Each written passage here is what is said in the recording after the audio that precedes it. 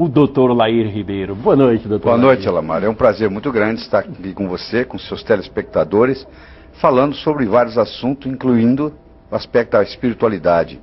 Teilhard de Chardin, o teólogo jesuíta francês, tem uma frase muito bonita que ele dizia o seguinte: nós não somos seres humanos tendo uma experiência espiritual.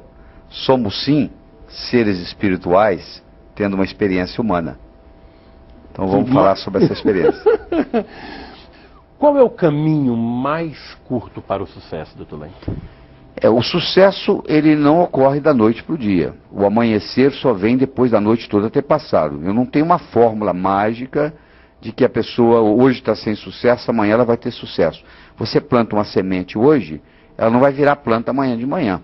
Tudo tem que crescer organicamente. Se não crescer organicamente, não está certo. Aquele sucesso que ocorre da noite para o dia, geralmente ele não permanece com a pessoa. 90% das pessoas que ganham na loteria, 5 anos depois, não tem mais nada. E estão em situação até pior do que antes de ganhar na loteria. Coisa interessante isso, né? Mostrando que o negócio não vem de fora para dentro. É de dentro para fora. Mas eu ensino no livro Sucesso Não Ocorre Por Acaso, que sucesso é uma ciência. Do mesmo modo que você aprende física, que você aprende química, você pode aprender a ser bem-sucedido na vida. Para fazer isso, do mesmo modo que você não faz um bolo só com farinha, nem só com manteiga, nem só com ovos, você precisa de vários ingredientes. Os ingredientes do sucesso são 6. Primeiro, você tem que ter uma boa autoestima. Você tem que valorizar a sua contribuição para o universo. Porque tem gente que diz assim, lá na empresa, eles não me valorizam. E eu pergunto, e você se autovaloriza? Porque não adianta se você não se autovalorizar, não existe valorização. Toda valorização começa com autovalorização. Segundo ingrediente é a comunicação. Hoje nós vivemos na era da informação. Informação só tem validade quando comunicada. Terceiro, você tem que saber o que você quer. A maioria sabe o que não quer. Quarto, você tem que ter a habilidade de ser mais otimista. Otimismo sozinho não resolve. Pessimismo atrapalha. Quinto, você tem que ter uma dedicação ao trabalho.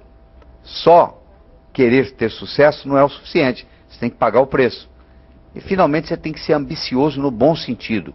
É o que o japonês chama de Kaizen, que significa melhora contínua. Hoje melhor do que ontem, amanhã melhor do que hoje.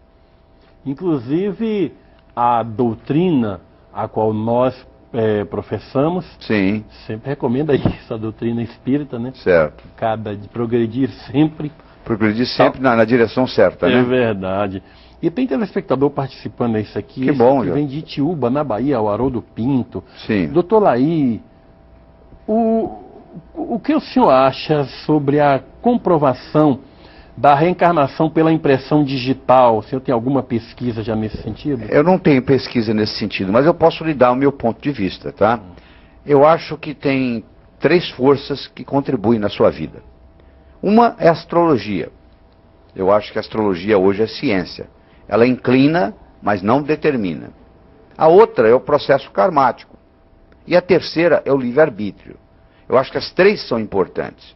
Tem gente que dá muito valor ao processo karmático e esquece de que a maior natureza, o maior dom do ser humano que Deus nos deu é o livre-arbítrio. Então, se você se preocupa muito com o que aconteceu no passado, eu posso lhe garantir que a sua vida passada foi menos importante do que essa, porque essa você está vivendo hoje, a outra já acabou. Nesse processo karmático existe um exagero muito grande. Tem muita gente que dá desculpa. Eu não vou para frente na vida, é por causa do karma. É porque eu reencarnei com karma. Cada dia quando você acorda, você abre um livro em branco na sua vida. Você que vai escrever a sua história. Nós somos a força criadora nas nossas vidas. Na própria Bíblia já diz, você pode ser co-criador da sua existência. E do mesmo modo que o mundo foi criado através do verbo, que é a palavra, nós também podemos criar a nossa realidade através da nossa linguagem. O Alamar e eu estamos criando aqui nesse momento uma realidade para você, telespectador. Então, linguagem cria realidade. Formule a sua pergunta também via fax para nós, pelo que eu estou vendo, deve estar congestionado aí. O Tina, coloque o fax sempre, de vez em quando aí. Olha, E a prosperidade? Este livro, eu estou doido para terminar logo esse aqui, para entrar nesse aqui no da prosperidade. Porque tem gente que está encantado com ele.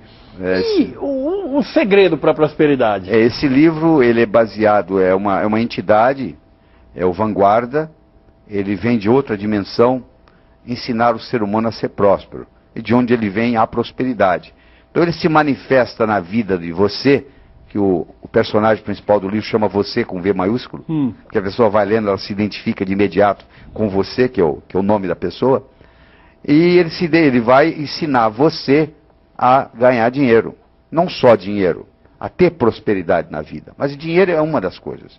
Porque a pessoa que diz para mim que dinheiro não é importante, ela vive numa realidade diferente da minha. Porque 85% dos divórcios ocorrem por causa de problema financeiro do casal. 99,9% das pessoas que estão na penitenciária estão lá por causa de dinheiro, ou por falta de dinheiro. Então dinheiro é sim importante na sua vida.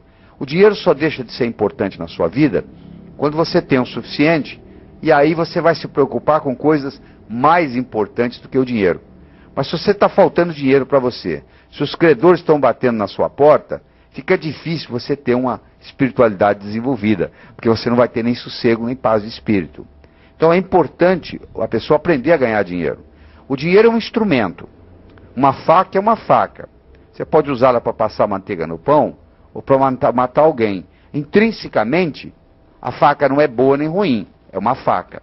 O dinheiro é um instrumento. Quando bem utilizado, é uma maravilha. Quando mal utilizado, é como qualquer outra tecnologia. O mesmo indivíduo que descobriu a fissão do átomo, criou a bomba atômica. Olha que interessante. A fissão do átomo gerou muita riqueza para o mundo. E ao mesmo tempo gerou muita desgraça. Então a dualidade está lá sempre. Os opostos estão sempre presentes. Sem dúvida. Lá do Rio Grande do Sul, de Tramandaí. Você recebe daqui de todo lugar, hein? Tudo quando é lugar. O evangelista diz o seguinte: o senhor deu 6 dicas de como obter o sucesso. Mas como você vê a questão da influência dos espíritos em nosso sucesso, em sucesso? Tem outra pessoa que perguntou também o aspecto moral da pessoa ter alguma consequência orgânica. Vamos falar dos espíritos. Eu acho que se a sua energia está contaminada, claro que você pode ter espíritos obsessores lhe prejudicando. Se você não faz a sua oração, se você não pratica o bem, se você vai em lugares promíscuos, claro que você está correndo um risco. Do mesmo jeito que se você estiver limpinho e entrar na lama, você vai sair da lama sujo, e mesmo que você toma um banho e voltou para a lama, você suja de novo. Eu acho que do ponto de vista espiritual isso também acontece. Existe sim, eu acho que tem uma interferência de obsessores. Agora, cada pessoa tem que saber se cuidar disso. Você não pode só ter que depender de alguém por causa disso. Se você levar uma vida regrada, se você souber cuidar bem da sua energia, se você souber cuidar bem da sua alimentação, você não vai ter campo, porque depende do que você pensa. Se você tiver pensamentos sadios, pensamentos limpos, nenhum espírito agressor vai ficar por perto, porque o campo eletromagnético não permite que eles cheguem. Agora, se você está contaminado pelo processo, se você faz parte da promiscuidade, aí fica fácil eles chegarem. Então a defesa está com você. Que seria, você vai me desculpar, uma sacanagem cósmica, né? Se você tivesse à mercê de todos eles e não tivesse nenhuma arma interna para se proteger. Não há dúvida. O aspecto moral, doutor Lei, a vida moral, uma moral moralizada, ou uma moral imoralidade, isso tem consequências orgânicas da pessoa? Claro que tem. Eu acho que todas as vezes que você tem uma contradição entre a sua parte racional e a sua parte emocional, você paga um preço. Você pergunta para o ladrão, por que você assalta o banco? Ele diz, porque lá que tem dinheiro. Para ele, aquele dinheiro é como se fosse dele. Aquele ladrão que tem esse aspecto, não vai fazer mal nenhum para ele, porque a moral dele é independente do dinheiro ser dele ou não, ele vai lá e coloca a mão. Agora, um indivíduo que sabe que o que é seu, o que é do outro, e ele vai e rouba, esse indivíduo vai pagar um preço muito grande. Ele pode ter um câncer daqui 5, 10 anos, em consequência de um processo desse. É a famosa lei do retorno, né? Quer dizer que a questão de moralidade não é questão de religiosa, não é questão de coisa. É uma questão até fisiológica. Você tem que manter a sua palavra não pelos outros. Você tem que manter a sua palavra por você. Você tem que ter sua moralidade por você, não é pelos outros. Só você já sabendo do crime já é o suficiente. Você seria capaz de assassinar alguém e se fosse garantido que ninguém ia ficar sabendo, você vai dizer, não, eu fiquei sabendo. Então o crime já foi declarado. Não é porque o outro ficou sabendo. Você tem que prestar conta de você para com os entes superiores. Olha, aqui lá do Rio de Janeiro, a Vera diz o seguinte: Laí, já li algum de seus livros. Sim. E por observar a sua inteligência e a sua competência, coloquei seu nome e meu filho. Ah, que bonito. É a Vera lá do Rio de Janeiro. Obrigado, Vera. Demilson... Obrigado, me sinto honrado. Tá bem? Demilson de Poço da Mata. Laí, fale um pouco sobre psiconeuroimunologia. Falo sim. Psiconeuroimunologia é uma nova disciplina que surgiu na medicina. Ela surgiu em Rochester, New York, em 1981 e se tornou uma ciência oficialmente em 1991. O Dr. Robert Adler, Dr. Cohen, eles propuseram que existe uma conexão, e hoje está provado, entre a parte psicológica, a parte neurológica e a parte imunológica. Então, por isso que chama psico, neuro, endócrino, imunologia, ou mais resumidamente, psiconeuroimunologia. Então, por exemplo, uma mulher melancólica, triste, ela tem mais condições de desenvolver câncer de mama do que uma mulher alegre. Então, isso tem estudos científicos provados mostrando isso. Você entra num ambiente onde você pega um resfriado, você pegou um vírus. Mas tinha outras pessoas lá nesse mesmo ambiente, tiveram contato com o mesmo vírus e não ficaram doentes. Qual a diferença? Você vai dizer, a resistência das outras estava maior, justamente isso que eu estou falando. Por que a sua resistência baixou? Porque na psiconeuroimunologia, o componente psicológico interferiu no componente psicológico e você ficou mais propenso à doença. Então isso explica muita coisa. A própria Organização Mundial de Saúde hoje determina que mais de 90% das enfermidades no mundo, direto ou indiretamente, tem um componente psicossomático. Então essa explicação é muito importante. A psiconeuroimunologia hoje é uma disciplina médica nos Estados Unidos, já introduzida em várias universidades americanas. Infelizmente, pelo menos que eu saiba, aqui no Brasil ainda não virou uma disciplina, mas mais cedo ou mais tarde vai chegar ao seu lugar. E aqui um fax, esse aqui da de São Paulo mesmo, da Paula Arantes. Boa noite, que maravilha. Doutor Laí, fale um pouco sobre o talento e como usá-lo para prosperar. Obrigada, Paula Arantes. Pois é, Paula, nós todos recebemos talentos diferentes, né? O Pelé recebeu o talento de jogar futebol. O Einstein de pensar em 3 dimensões. O Mozart da música. O que você tem que descobrir é o seguinte: quais são as suas qualidades, quais são os seus talentos. Se você tem 2 metros de altura, você não vai querer ser jockey, não vai funcionar. Se você tem 1,50 m, não vai dar para você jogar basquete. Então você tem que decidir naqueles pontos fortes e capitalizar neles. Eu acho que quando Deus nos entrega os talentos, depois que nós morrermos, depois que nós transcendermos, depois que nós mudarmos o nosso endereço cósmico, quando a gente chegar lá do outro lado, ele vai cobrar da gente. Olha aqueles talentos que eu lhe dei. O que você fez com eles? Você tem que fazer eles progredir. Aliás, ele vai fazer muito mais perguntas do que essa. Ele vai perguntar, por exemplo, por que você aprendeu aqui? Nós estamos aqui na vida para aprender, isso aqui é uma escola. Ele vai perguntar se a sua passagem por aqui fez do planeta Terra um lugar melhor que daqueles que virão depois. Eu acho que a mais importante pergunta que nós vamos ter que responder é a seguinte: você contribuiu mais do que você custou?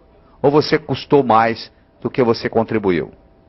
Isso é muito importante. Eu acho que toda noite, quando você coloca a cabeça no travesseiro, você tem que perguntar isso. Eu custei mais do que contribuí hoje? Ou eu contribuí mais do que eu custei?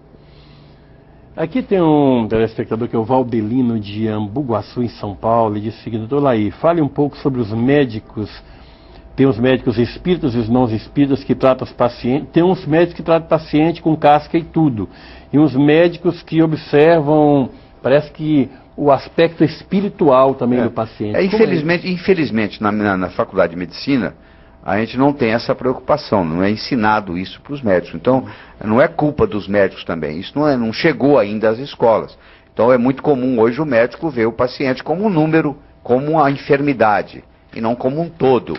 Ninguém tem uma mama ambulante que sai andando sozinha, aquela mama está num corpo. A próstata, ninguém tem uma próstata ambulante, a próstata está num corpo. Esse corpo, ele tem vários níveis. Ele tem um nível físico, ele tem um nível mental, ele tem um nível emocional, ele tem um nível espiritual. Tanto é que existe hoje fotografia kirliana de baixa amperagem e alta voltagem, que pode tirar uma fotografia da sua energia e mostrar uma fissura na sua aura. Um câncer que vai se manifestar daqui 5 anos já pode estar detectado na sua aura. Então as enfermidades, no fundo, elas são apenas cristalizações de desarmonias que ocorrem em outros níveis, seja no nível mental, seja no nível emocional, seja no nível espiritual.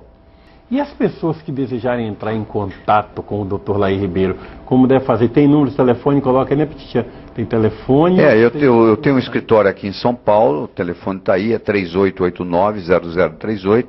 E se você quiser entrar no meu site, www.lairibeiro.com.br, lá tem toda a explicação dos cursos, dos livros e etc. Tem cursos lá mesmo, eu tive a oportunidade de ver com áudio e vídeo, né? Tudo isso. É verdade, tem sim, tem cursos online. Online, né? É muito interessante. A internet é muito... Tem em espanhol, tem em inglês, tem em português. Nós estamos conversando aqui e os cursos estão sendo vendidos para o mundo todo.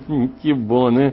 Esse é o mundo cibernético de hoje, né? É verdade. Tenho aqui um e-mail do Fausto Oliveira de Guarapari, no Espírito Santo, Sim. Um fax, que fala... Há tempos que eu pensava em enviar um fax a respeito de um assunto que acho muito importante. Certo. Mas só agora, depois de receber o livro, já estava escrito, que você me enviou, tomei a iniciativa de fazer baseado no mesmo. Estará ultrapassado o Evangelho? Estou de pleno acordo com o autor quando diz: instrução é uma coisa muito boa, é necessária. Mas não foi só isso que Jesus prometeu. Prometeu consolação para todos, sem distinção de nível cultural. O grifo é meu. Será que alguém não pensa nisso? Depois reclamamos que os protestantes estão se infiltrando nas classes menos esclarecidas. Reclamamos de que nós não estamos abandonando esses irmãos. Como é que o doutor Laí vê, por exemplo, o Evangelho, a vivência religiosa? Outro dia, entrevistando o doutor Sérgio Felipe, no programa que eu tive aqui na TV Gazeta, perguntando: religião faz bem? Ele disse: depende, pode fazer bem, pode fazer mal. Certo. Como o senhor define a questão da religião, da religiosidade das pessoas? Uma coisa é religiosidade, outra coisa é religião, né? Eu acho que existem mais de 500 religiões no mundo. Essa história de dizer que a sua é certa, então a sua está certa, as outras 499 estão erradas. Eu acho que a religião é criada pelo ser humano. Como ela é criada pelo ser humano, ela também tem seus problemas. Eu fui criado numa religião católica. Eu fui 6 anos semi-interno em colégio de padres jesuítas. Então eu tenho uma formação jesuítica muito forte. Aliás, parte do meu sucesso e da minha disciplina eu devo aos padres jesuítas. Claro que eu conheço vários maravilhosos. Hoje eu tenho um pensamento ecumênico. Como você disse aí, eu trabalho com muito prazer no Perseverança, ajudo, dou aula, contribuo, etc. e tal, porque eu acho que eles fazem um trabalho muito bonito. Eu acho que onde houver trabalho, onde houver beneficência, onde houver gente querendo ajudar os outros, querendo ou não, nós estamos praticando uma religiosidade. Eu acho que ele não deve ficar muito aficionado com dogmas, é esse dogma ou é aquele dogma. Na realidade, nós não sabemos isso. Isso é passado de pai para filho. E muitas vezes você tem a religião porque o seu pai era daquela religião. Então eu acho que existe mais de um caminho que leva a Roma, como existe mais de um caminho que leva a Deus. Eu conheço gente que fala que é ateu, mas que vive uma religiosidade muito maior do que aquele que está falando em Deus o tempo todo. Porque a sua vida fala mais alto do que tudo. O modo como se comporta. Às vezes a pessoa fala até que é ateu, mas eu digo, ele está falando da boca para fora, porque o procedimento, o comportamento daquela pessoa, a dignidade, o caráter... Eu conheço vários, então, dignos. Então você tem que tomar cuidado para saber separar o joio do trigo. Né? Olha aqui, de Campinas, a Palmira pergunta: o diabetes é causado por que motivo, doutor Laí? De onde vem? Nós temos 2 tipos de diabetes. Nós temos o diabetes tipo 1, que é o diabetes geralmente juvenil. Ele geralmente se instala na adolescência, ou às vezes na infância, que ele é insulino dependente, ele depende de insulina. E tem o diabetes tipo 2, que hoje é o mais comum que existe, muito mais comum, que é como que se houvesse uma resistência à insulina. Às vezes o pâncreas está produzindo insulina, mas há uma resistência da insulina a nível celular. E desencadeado por várias coisas, às vezes pelo álcool, às vezes pelo excesso de café, às vezes pelo próprio excesso de açúcar. Então isso aí depende muito de como você leva a sua vida. Claro que tem um componente genético importante. Se o seu pai é diabético, a sua avó era diabética, o seu irmão é diabético, a sua propensão de ser, não quer dizer que você vai ser, não. A sua propensão é muito grande. Mas se você já sabe disso, você tem que mostrar, tem que passar a ingerir menos açúcar, menos carboidrato, menos gordura. Você tem que tomar um cuidado mais especial. Agora, uma pessoa que tem uma genética muito boa, mas o fulano tem 90 anos e come de tudo. Talvez ele tenha uma genética muito inteligente, e ele, se não comesse o que ele come, ele deveria viver 120. Ele vai morrer com 90 e poucos, mas podia ter vivido até os 120. Você não sabe. Você conhece a história do padre que era muito nervoso, e um dia a beata chegou perto dele e falou assim: "Seu padre, eu não entendo. O senhor celebra a missa todos os dias, o senhor comunga todos os dias. Eu só passo o resto do dia nervoso." Aí ele falou assim: "Você imaginou se eu não celebrasse a missa? Como é que seria? Estaria matando alguém." Verdade. Né? A Maura lá de Fortaleza diz que ela tem 33 anos e usa o hormônio que o doutor me passou. Eu tenho implante desde os 29 anos. O que o senhor poderia falar sobre isso? Eu acho que você tem que conversar com o seu ginecologista da possibilidade de você tirar esse implante. Primeiro que você é muito nova. Você vai me desculpar, mas com 33 anos você não deveria estar usando hormônios. Tá? É nova demais, ainda mais começando aos 29. Você está pagando um preço por isso. Você provavelmente ganhou peso, a sua pele provavelmente mudou as características. Então você sabe muito bem, melhor do que eu, o que aconteceu. Você fica às vezes mais irritada. Você tem que ir conversar com o seu médico sobre isso. Aí em Belém você vai encontrar nas livrarias esse livro, A Verdade sobre Reposição Hormonal. E você lê esse livro, você vai ter um conhecimento melhor, você vai poder conversar com o seu médico à altura. O senhor falou na questão do açúcar. Hoje nós temos uma oferta muito grande de adoçantes nos supermercados. Esses adoçantes são todos saudáveis? Não, não são saudáveis. Eu acho que é bom falar sobre isso, que eu acho que até preferível você comer o açúcar do que o adoçante. O aspartame, por exemplo, ele é uma neurotoxina no organismo e ele mata neurônios. E ele causa Alzheimer. Então o mundo inteiro está contaminado com aspartame. Então eu aconselho o seguinte: você ou toma o café com açúcar ou toma sem nada. A não ser que você adquira uma coisa. Eu não faço parte da companhia, eu não ganho para isso, mas eu tenho a obrigação de passar a informação. Existe um adoçante chamado Stevia, que é um adoçante natural, cujo nome comercial é Stevita. Stevia? É Stevia, é uma planta. Tá? Esse não faz mal nenhum. E já existe no Brasil, você pode encontrar em várias farmácias, em várias casas de produtos naturais, a Stevita. Fora isso, todos os outros adoçantes, você prejudica de uma forma ou de outra. Existem adoçantes, inclusive, eu não vou falar nome pelo aspecto antiético, existem adoçantes, inclusive, que aumentam até a sua vontade de comer açúcar.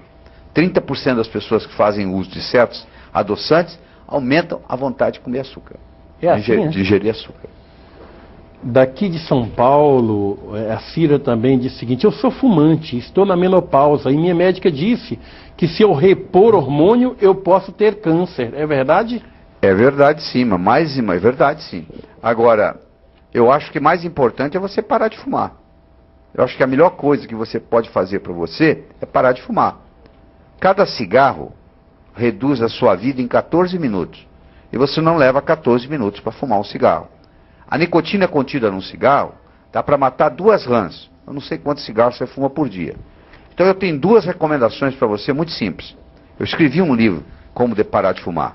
Fumar ou não fumar, a decisão é sua. Então eu já passei por isso. Eu, como cardiologista, cansei de ver gente morrendo de infarto e fumando. Então eu tenho 2 recomendações para você ou para qualquer fumante que está nos assistindo. Primeiro é muito simples. Se você fuma com a mão direita, a partir de hoje você passa a fumar com a outra mão. Só aí vai cair 50%. Porque tabagismo é uma combinação de vício e hábito. Uma pessoa que fuma 20 cigarros por dia durante 20 anos, ela fez esse movimento 1.500.000 vezes. Tá? Então, isso aí já criou um hábito no cérebro. E a segunda parte é o vício, que a nicotina é altamente viciante. Em alguns pacientes, até mais viciante que a própria heroína. Então você tem que desmamar do vício e desmamar do hábito. Então primeiro você passa para outra mão. Isso aí já é um grande negócio. Segunda coisa, toda vez que você tiver vontade de fumar, se você tomar um copo de água gelada antes de fumar, você vai cair outros 50%. Ou seja, se você fumava 20 cigarros por dia e passar a fumar com a outra mão, você cai para 10. Se você passar a tomar um copo d'água gelado todas as vezes antes de você fumar, você cai para 5. Você geralmente toma um cafezinho, né? A pessoa faz o contrário, toma um cafezinho. Tem que tomar um copo d'água gelada, copão. Aí você, a vontade de fumar passa na hora. Olha aí, gente, olha o macete. Eu acho que uma pessoa fumando há 20 anos atrás até que dava para entender, sabe? Porque naquela época a gente não tinha ainda os malefícios do cigarro. Hoje, o próprio indivíduo que fazia a campanha do Marlboro morreu de câncer de pulmão por causa do cigarro. Você está esperando o quê? Poxa, você quer adoecer primeiro para depois parar? Eu acho um absurdo uma pessoa continuar fumando hoje. Você tem que fazer todo o esforço possível. Isso é a melhor coisa que você pode fazer. Agora, é verdade. Se você fuma e faz reposição hormonal, a sua chance de ter derrame aumenta 40 vezes. Então, nisso a sua médica está muito certa. Então, primeiro você tem que parar de fumar, para depois você pensar na possibilidade ou não de fazer a reposição hormonal. De Bagé, lá no Rio Grande do Sul. Beleza. Ô, gauchada querida, que saudade desse Rio Grande. Otoniel, já li seus livros e gostei bastante, mas gostaria de saber maiores detalhes de como manter a forma permanente, o entusiasmo e o alto astral. Você tem que ter, Otoniel, né? Otoniel, você tem que manter objetivos de vida, você tem que manter metas. O futuro cria o presente. A gente sempre aprendeu que o passado cria o presente cria o futuro. O que é verdade. Mas é verdade também que o futuro cria o presente. Se você tem amanhã uma coisa interessante para fazer, o dia de hoje já ficou mais interessante porque é véspera de amanhã. Então procura criar mais visão na sua vida, procura criar mais metas, mais objetivos. Transforme os seus sonhos em realidade. E aí segunda-feira passa a ser o melhor dia da semana, tá bom? Grande Belo, da Grande Belo Horizonte, Minas Gerais, de Betinha, o Márcio. Doutor Laí, quanto a uma mudança de religião, isso influencia na vida cotidiana da pessoa? É psicológico ou é real? Isso influencia, sim. Eu conheço gente que muda de religião todo ano. Ele pensa assim, agora eu descobri a religião certa, agora eu descobri a religião certa, agora eu descobri a religião certa, e continua no mesmo conflito. Eu acho que você, como eu disse, tem vários modos de você conversar com Deus. Você tem que escolher aquele que é melhor para você e fazer a sua parte. Eu acho que a verdadeira oração não é pedir nada a Deus, é agradecer. Porque o maior presente nós já recebemos, que é a dádiva de estar vivo. Só isso aí vale tudo. Você imagina que você tivesse um filho, que todas as vezes que ele encontrasse, ele pedisse algo. Você ia toda hora, você ia começar a evitar seu filho, não ia? Tem gente que só solicita a Deus pedidos. Você tem que oferecer, você tem que agradecer. Porque a vida é uma dádiva, nós já temos tudo que nós precisamos. Por isso que eu disse no começo do programa, nós somos co-criadores da nossa existência. Esse número de telefone que você está colocando está errado no vídeo, coloca no gerador de caracteres. Tina, coloque novamente aí o e-mail, o telefone do Dr. Laí, porque tem sempre aquele telespectador que vazou a caneta ou não encontrou a caneta na hora para anotar. E vamos conferir direitinho, o site dele é www.lairibeiro, Laí Ribeiro, tudo junto, dois R, o R do Laí do final e o Ribeiro.com.br. Dá para decorar porque o nome dele é conhecido no país. E o telefone está lá, ó, 3889 0038. Aqui em São Paulo, se você não encontrar os livros aí, nós inclusive temos 8 livros infantis muito interessantes. Ah, livros infantis? Temos. Pô, foi até Vou mandar um pro seu filho. E ele adora ler, gosta muito. Mandar uma coleção para ele. Mas, olha, nesse finalzinho, nesses 2 minutinhos, eu queria uma mensagem sua para esse povo brasileiro, nesse país de tantos contrastes. Se der 3 minutos, tá bom? Tá bom. Vou contar uma história. Diz que uma vez no inferno, Lúcifer, o demônio-chefe, estava muito preocupado porque o número de pecadores chegando ao inferno estava diminuindo. Aí ele então convocou uma reunião para desenvolver uma estratégia de marketing para fazer as pessoas na terra pecar mais. Aí um dos diabos levantou a mão e disse assim, nós temos que fazer o seguinte, nós temos que fazer o povo na terra gastar mais. Gastando mais, vai ter que ganhar mais. Para ganhar mais, vai ter que trabalhar mais. Vai trabalhar, ganhar, gastar, trabalhar, ganhar, gastar, trabalhar, ganhar, gastar, não vai evoluir, vai terminar aqui. Diz que o demônio-chefe disse, não, essa ideia é muito interessante, mas não é o suficiente, eu quero uma mais forte.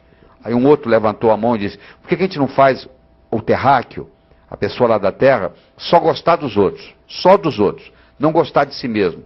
Ele vai só cuidar do outro, só fofocar da vida do outro, só falar do outro, só cuidar do outro, não vai cuidar de si mesmo, não vai evoluir, vai terminar aqui. Aí disse que o demônio-chefe disse, isso também está muito bom, mas não é o suficiente. Aí disse que tinha um capetinha fazendo estágio, levantou a mão, disse que o demônio olhou para ele e perguntou, o que você quer? Aí eu gostaria de dar minha opinião. Que opinião? Por que a gente não faz a pessoa pensar que ela vai viver para sempre?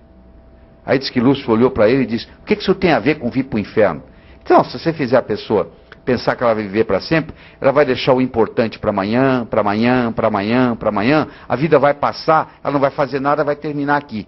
Diz que Lúcifer, a face dele se iluminou, ele disse, é isso que nós vamos fazer. Sabe o que é que o demônio fez? Ele colocou na mente de cada ser humano a semente da eternidade. Você pensa que seu primo vai morrer antes de você, que seu chefe vai morrer antes de você, que seu vizinho vai morrer antes de você. E faz como a maioria faz. Você vai lá no cemitério, todo mundo morreu, deixando sem implementar as ideias. Não adianta nada você ter ideias boas. Você tem que implementá-las. Você tem que fazer a diferença, porque a vida é curta e tem muita coisa para a gente fazer. Eu espero que novos caminhos se abram à sua frente. Que o vento sopre levemente às suas costas. Que o sol brilhe suave e morno em seu rosto. Que a chuva caia de mansinho em seus campos. E até que nos encontremos de novo, que Deus lhe guarde nas palmas de suas mãos. Muito obrigado. Muito obrigado, doutor Elair Ribeiro. Até a próxima oportunidade, que eu sei que os telespectadores vão querer a sua volta aqui. Gente, até terça-feira com mais um programa Ampla Visão para todo o Brasil. Obrigado pelo carinho e boa noite. Foi bom demais. Também o estado das almas que estão